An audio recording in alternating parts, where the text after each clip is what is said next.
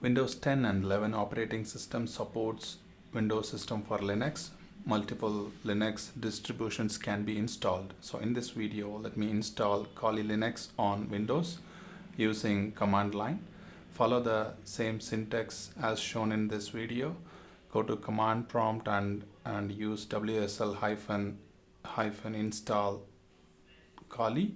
That will install Linux distribution of kalilinux on Windows machine.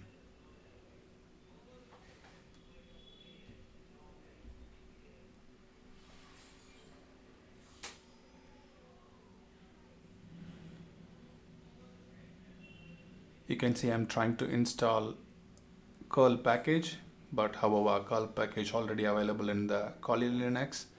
You can use curl to see the header details. That is just an example. You can install or use existing packages all available in the kalilinux. So you can just to start, you can go to command prompt and type WSL. That will launch the kalilinux on your terminal.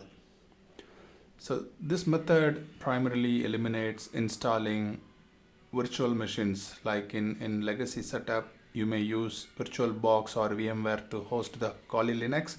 Using WSL without hosting any virtual machine, you can use inbuilt WSL capability by Windows to load kalilinux. Hope this video is useful. Thanks for watching.